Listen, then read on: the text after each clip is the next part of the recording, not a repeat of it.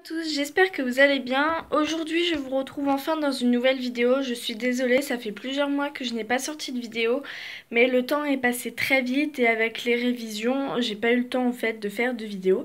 Donc aujourd'hui, je reviens pour vous montrer mes installations pour mes reptiles.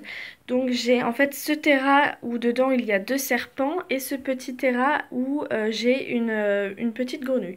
Donc je vais vous montrer tout ça en détail. Donc alors d'abord ce terrarium, je sais pas si on peut vraiment le retrouver parce que ça fait au moins 15 ans que je l'ai. Donc du coup c'est un 80 en longueur, donc voilà, et donc dedans j'ai deux pitons Rhésus.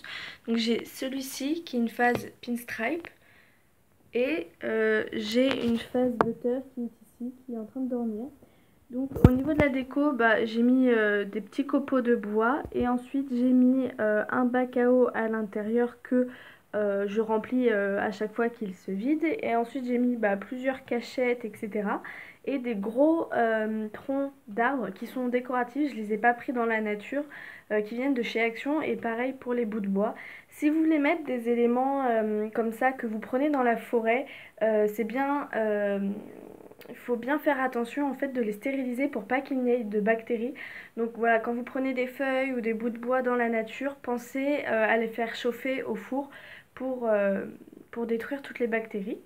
Et donc au niveau du chauffage, en fait, j'ai un thermostat qui est réglé à mon tapis chauffant qui chauffe en fait les deux terras. Donc en fait, ça va me chauffer un tiers de celui-là et du coup une grande partie de celui-ci. Donc la sonde en fait elle est dans ce terrarium et donc pour contrôler le chauffage ici j'ai rajouté un petit thermomètre que j'ai acheté 1 € sur Wish qui marche super bien et du coup voilà je pense que je vais m'en racheter pour contrôler davantage. Mais donc voilà comment se passe le terra. Et ensuite chez la petite grenouille, donc c'est un terra que j'avais acheté à la bourse aux reptiles de Houghton. Donc je vais vous ouvrir. Donc j'humidifie très souvent le terra puisque c'est une espèce qui a besoin d'humidité. Et ensuite dedans donc j'ai exactement le même substrat où il y a une bonne couche pour qu'elle puisse s'enterrer. Là, voilà, elle est encore plus petite. Ici j'ai une petite fontaine que j'avais achetée à Jardiland.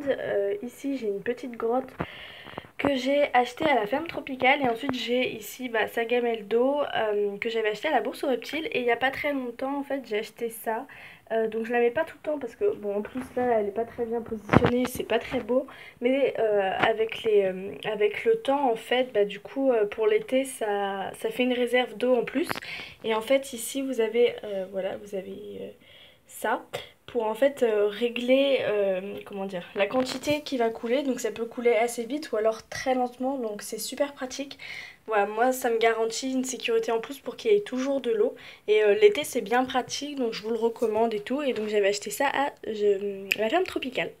Donc voilà pour mes installations, hein. C'était une petite vidéo assez rapide parce que je pense pas qu'il y avait grand chose à vous montrer. N'hésitez pas à me poser des questions si, en commentaire si vous avez d'autres questions et je vous fais de gros bisous. À très bientôt.